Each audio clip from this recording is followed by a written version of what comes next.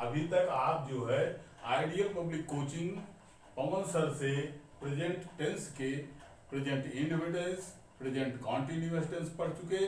अब आप जो है प्रेजेंट परफेक्ट टेंस पढ़ने चल रहे हैं। प्रेजेंट परफेक्ट टेंस माने क्या होता है? वर्तमान का वह काल जो निश्चित क्रिया का बोध कराता है, परफेक्ट क्रिया का बोध कराता है, उसे प्रेजेंट परफेक्ट टेंस कहते हैं।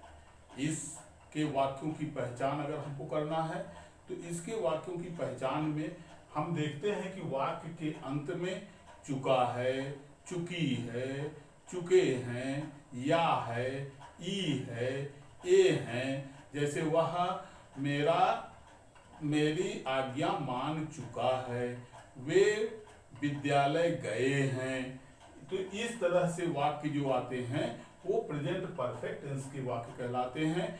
इनके रूल बहुत सरल हैं और बस इसका अफर्मेटिव सेंटेंस है, उसका रूल हम आपके सामने ये रख रहे हैं कि इसका रूल में पहले सब्जेक्ट की अंग्रेजी लिखी जाती है, सिंगुलर नंबर के साथ हैज, प्लूरल नंबर के साथ हैव, प्लस वर्ब का थर्ड फॉर्म का यूज होता है और ऑब्जेक्ट लगते हैं एंड अदर्स लगते हैं। तो इसमें क्या है कि अगर आप इसका ट्रांसलेशन करना चाहें तो इसमें वर्ब के थर्ड फॉर्म का ज्ञान होना अनिवार्य है।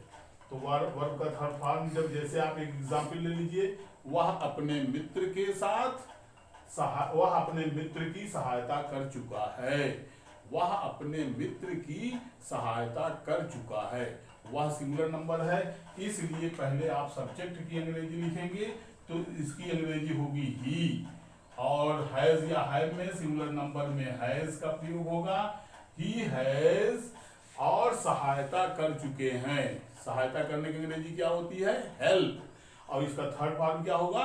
हेल्प्ड। क्या होगा? हेल्प्ड। तो यहां हो गया हेल्प्ड,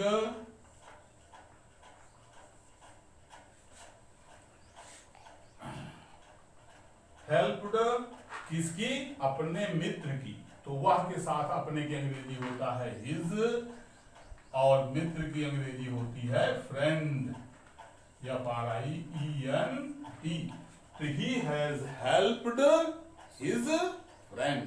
तो यहां क्या हुआ कि सब्जेक्ट हो गया ही, हैज या हैव में हैज का प्रयोग हुआ, वर्ब का थर्ड फॉर्म प्रयोग हुआ, और ऑब्जेक्ट में हिज फ्रेंड का प्रयोग हुआ। इसमें अनदर्स नहीं है, जहां तक है वहां तक आपने प्रयोग किया। नंबर 2, एक उदाहरण और हमने आपके सामने रखा। प्लूरल नंबर में वे अपने मित्रों के साथ पहाड़ पर चढ़ चुके हैं। वे अपने मित्रों के साथ पहाड़ पर चढ़ चुके हैं। यहाँ क्रिया हो चुकी है, इसका मतलब वो चढ़ चुके हैं। तो यहाँ पर वे की अंग्रेजी क्या होगी? पहले सब्जेक्ट में दे, क्या होगी? दे। दे प्लूरल नंबर है तो हैज या हैव में से आपको लगाना पड़ेगा हैव, दे हैव। फिर क्रिया आपको करनी है चढ़ चुके हैं। चढ़ने की अंग्रेजी क्या होती है? क्लाइंब।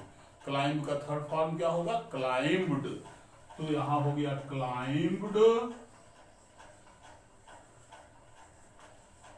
कहां चढ़ चुके हैं? पहाड़ पर। तो यहां जब चढ़ा जाता है तो यहां प्रीपोजिशन अप नहीं, ऑन नहीं लगता, क्या लगता है? अपॉन।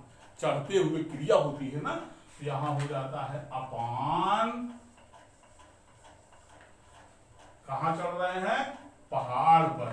अपॉन द, पहाड़ की अंग्रेजी होती है माउंटेन।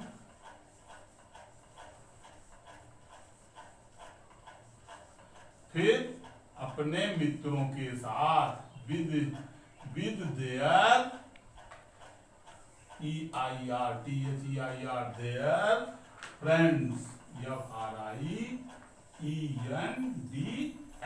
ये हुआ they have climbed upon the mountain with their friends. चूंकि वे के साथ अपने की अंग्रेजी क्या हो जाती है? There, THEIR। इस तरह से आपको ये अफर्मेटिव सेंटेंस को, प्रेजेंट परफेक्ट टेंस के अफर्मेटिव सेंटेंस के बारे में बताया गया। अब आपको इसके निगेटिव सेंटेंस के बारे में तुरंत बताया जा रहा है, आप इस पर ध्यान दें।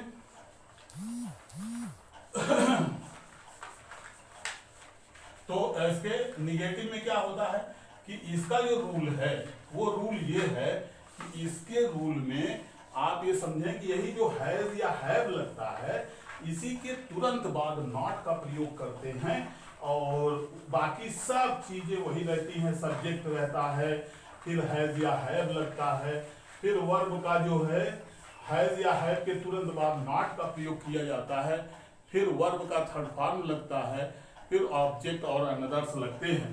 तो इस तरह से इसका निगेटिव सेंटेंस आप देखिए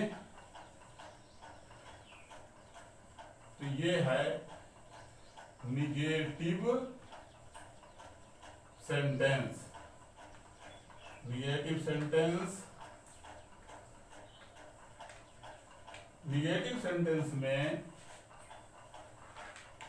रूल तो वही हमने आपको बताया कि उसके हैज या यदि सब्जेक्ट होगा, आप ऐसे ही शॉर्ट में समझ लीजिए सब्जेक्ट हैज या हैव और उसके तुरंत बाद जो है नॉट का प्रयोग करते हैं। नॉट के बाद वर्ब का थर्ड फॉर्म लगता है और फिर ऑब्जेक्ट लगते हैं। ऑब्जेक्ट के तुरंत बाद अनदर्स का प्रयोग किया जाता है। इस तरह से ये है इसका निगेटिव सेंटेंस का ये रूल है जो आपके सामने रख दिया गया। लेकिन इसके एग्जाम्पल बताने के लिए हम आपके सामने रखेंगे। इसका एग्जाम्पल आप समझेंगे तब आपके समझ में आ जाएगा कि इसको कैसे जो है इसका ट्रांसलेशन हम करेंगे। और इसका ट्रांसलेशन करने के लिए इन्हीं रूल पर एक एक अक्षर जो है पिरोने से आपके ये समझ में आ जाएगा कि हम कैसे इसको पिरो रहे हैं। जैसे एग्जाम्पल ले लीजिए, एक उदाहरण लिया हमने कि तुम बगीचे में